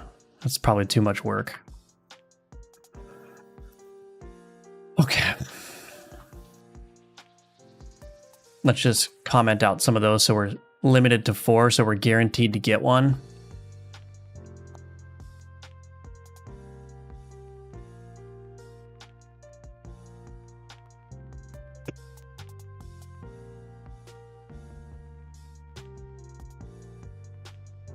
Oh, I forgot to build the translations again.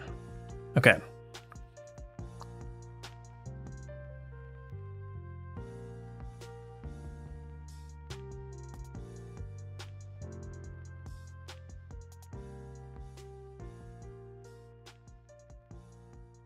Reduce the remaining cooldown of this item by 2 seconds, 0.2 seconds whenever an adjacent allied item executes.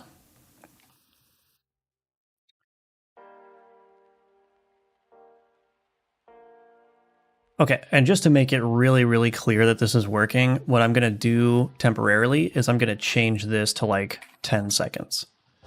So I'll reduce it by 10 seconds whenever an adjacent allied item executes. That will just tell me like if it's working. And then if it is working, we can reduce it back down. So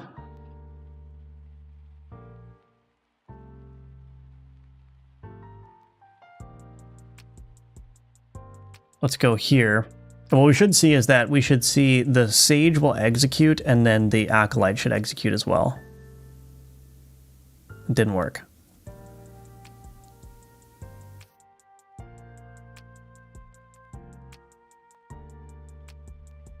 Didn't work the first time. but it is working on the subsequent times.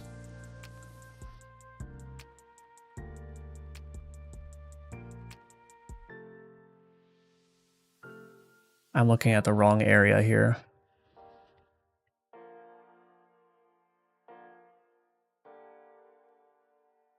Oh, right. This query target provider does not get evaluated until this card executes.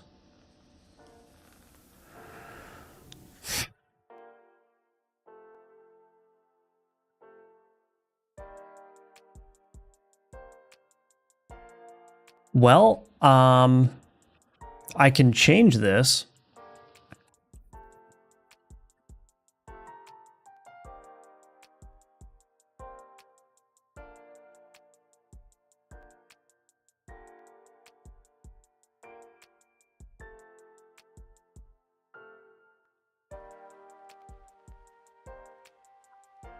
No, that's not going to work either. Shoot.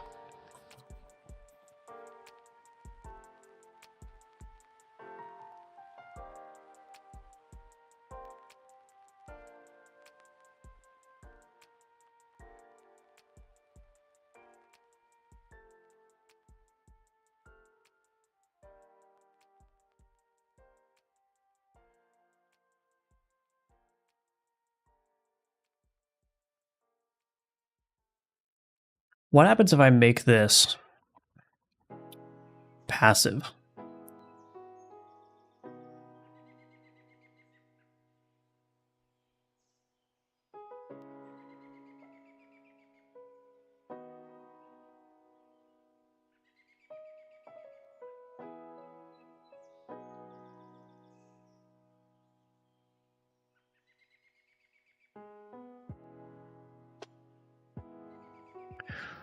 Yeah, so that query target provider is not updated. It works if I make it passive.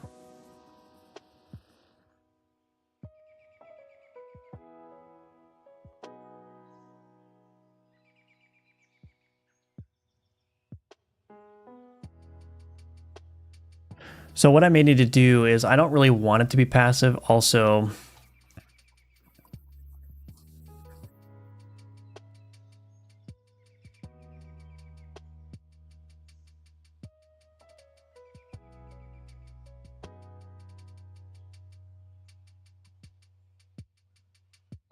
I think what I might need to do is I might need to do something a little bit different here.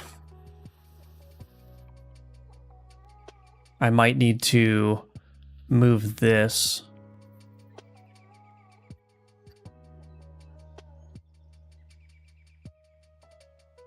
Move this to an inner hidden passive ability. So essentially what I want to do is I want this query target provider to get a list of all the targets during the non-combat update phase. So that will be updated anytime the board state changes. And then when we enter combat, it will just be reading from that cached target list. I think that should be possible. So this is not quite done. This is not quite done. So anyway, but I can explain the random generation now for SIA Dev and anyone else that's interested. So ultimately, the map generation is powered by this seeded run. And I'm not going to go into every single detail here, but I think the broad pattern will be easily explainable. So I have this generate map. This runs first. So when I call seeded run.generate, it generates this map. And I can configure the seeded run with a seed first and foremost if I want to. So I pass in a context object that contains the seed. Then it calls generate map. This generate map is responsible only for generating the map nodes and their positions and their types. So we call run map generator. This is another object in here. Oops. So run map generator with the random that we've determined called generate. It creates a loot table of all the different event types, which influences how they're chosen. And then it creates the nodes and edges. This is basically, it's a little bit complicated, but essentially what's happening is it's using Poisson disk sampling, which is a way of generating a bunch of points that are at least a minimum distance away from each other inside of like a bounding box. The interesting thing that's happening here though is that I'm doing an elliptical shape, because what I want to happen is I want the map to start narrow, go wide, and then come to a point where there's 3 grow board options, and then it grows wide again and narrows back to the stronghold. But essentially that's just additional parameters on the Poisson disk sampling that changes how the points, like which region the points can actually be placed in. So anyway, once I have all those points, I'm basically, there's like a soft cap on the number of points that can be generated for each elliptical region based on like the minimum distance that they can be from each other. And then what I do is I iterate through all the points and I assign some to be grow board events. But then for the rest of them, I basically just create a new node for them, a run map node, which basically this is just a data structure that has relationships. So like which nodes is it connected to and everything. So I'm creating a map node, a run map node for each of those points and relating those things together. And then what I do is I create the region edges. And again, there's some very specific logic happening in here, but essentially what's happening is this is creating a Delaunay triangulation to connect all the points together. And then there's a bunch of logic in here to filter out which edges are actually added. And this is things like making sure that there's edges that are not too shallow, making sure that there are edges that aren't too far as well. So anyway, that's the essential part of the map generation, is generating a bunch of Poisson points, doing a Delaunay triangulation on them, and then just pruning out the undesirable edges. And then I can't remember if it's in here or not. Yeah, so then I use actually wave function collapse to generate the node types. So this calls assign node type. So we create nodes and edges. That's very basic, right? So that's just setting up the nodes and all their connections. And then I do the assign node types. And this is working. This has a couple of rules associated with it, but it's using that loot table first and foremost to assign types to the to each node. But then there are rules like this update entropy for place node. So there are rules like, there can't be more than 3 artifacts in a row, right? And so the way that I'm enforcing that rule is just using like a wave function collapse, which again, you just maintain a list of all of the possible node types that a node could be. And when you want to enforce a rule, you look at all the unassigned nodes and you say, okay, if I just place an artifact node and I also have an artifact node that's adjacent to it, then that means that I'm going to remove the possibility of having an artifact node from this unassigned node, right? And then what you do is you essentially, when you're looping over the nodes, you then go and find the node that has the fewest number of possibilities remaining. So we might have a node then that after all these rules have been applied, there's only one possible type for this node. And so we resolve that node to that type and then apply the rules and so on and so forth. So obviously it's a lot more complicated than that, but that's basically how it's going. Kind of like Voronoi. I think so, yeah, it's kind of like Voronoi, yeah. Voronoi, whatever it's called. There's a lot more like game specific stuff here. Like I want to ensure that there's a guaranteed number of each type of event. So that's being enforced here. This is the actual wave function collapse here. Get lowest entropy node. And then it also does some extra logic to make, I think I put a hard cap on, you can't get more than 4 non-combat nodes in a row across any path. So there's an algorithm in here to do that. But that's basically how it works. And it's essentially like at a high level, it's very easy to understand, right? You generate a bunch of points in a bounded area that are all a minimum distance away from each other.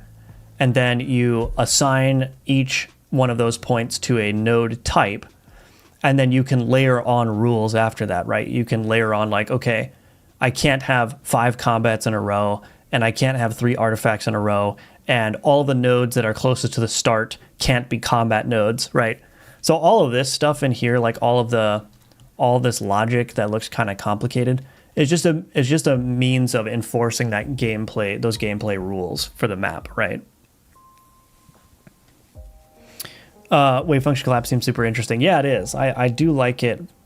It gives you a rule-based way of randomly generating your map, and in a way that's actually very easy to reason about. Like, I was a little intimidated when I started learning about wave function collapse because it has a very intimidating name, right? Wave function collapse. Oh my gosh, this is like some, high dimensional physics PhD level stuff, but it's not. It's really not. It's just a matter of like, you have a grid of tiles or something that could be represented as a grid of tiles, right? And each tile has the full list of possibilities that it can resolve to. And as you resolve tiles, you remove possibilities from all of the other tiles or some of the other tiles based on whatever rules you want for the game. And as those possibilities get narrowed down, you resolve the nodes or the tiles with the fewest possibilities left, right? And so that's how you like propagate this enforcement of your rules across the random picking, the random resolution of each tile. And that's basically it. And everything else here is just like, this is just a bunch of complicated stuff to like achieve the specific gameplay rules that I want. But from a high level, that's how it works. And then when I'm reloading the game, it's just a matter of storing the seed and reconstructing the map with the seed, and then reading from the save files like which nodes have been visited or changed by the obelisk or whatever, and then replaying those changes on top of it. And so yeah, that's how it works. Anyway, so hopefully that was helpful. That's not super in depth, but there's a lot of stuff going on that, quite frankly, I would have to spend 15-20 minutes reading through it to rewrap my head around it, but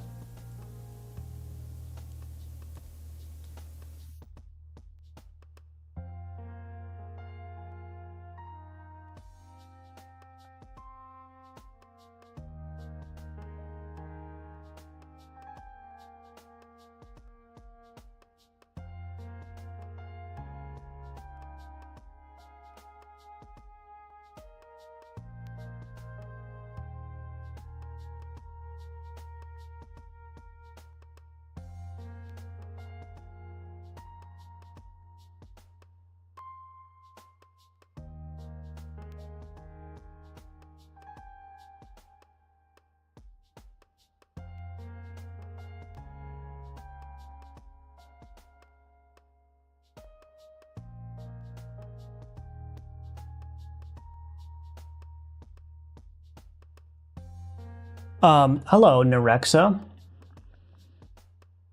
I find it inspiring that I'm not alone in forgetting how my own stuff is implemented. Yeah. When you get into the more like algorithmic side where like you just have a series of rules that you need to propagate throughout a system like that, it gets a lot harder to reason about, as opposed to like what you're typically doing with games, right, is you're just shuffling data around. You're just like, you want data to get from point A to point D. And the question is, how is the system designed to like pipe the data to all the proper places? That can be very easily reasoned about with, like just typical programming patterns and approaches. But when you're getting to hyper specific, like I have an elliptical area with Poisson sampling that also needs to place and resolve points in accordance with these rules across like 300 different nodes, it gets a little bit tricky to understand, to follow, but that's all right. Okay, I do have a meeting to get to in 15 minutes, so I'm going to end the stream there. But unfortunately, we did not hit the goal that I wanted to, but that's okay. I'll continue working on these board effects. But anyway, that's it for the stream today. I don't know, maybe if I'm feeling it, I'll do a stream later this afternoon as well. So keep an eye on the Discord for that. But yeah, you can still try Alchemortis. There's less than 24 hours left in the playtest. So give it a try if you haven't yet. Otherwise, I would appreciate a wish list. That would help me out a lot. You can also join the Patreon, all that good stuff. And thank you all for your support. I hope you all have a great day. Thank you, Nirex. I appreciate that. Thank you, Ninja Link. Hope you all have a great day, and I will see you in the next one. Okay, bye-bye.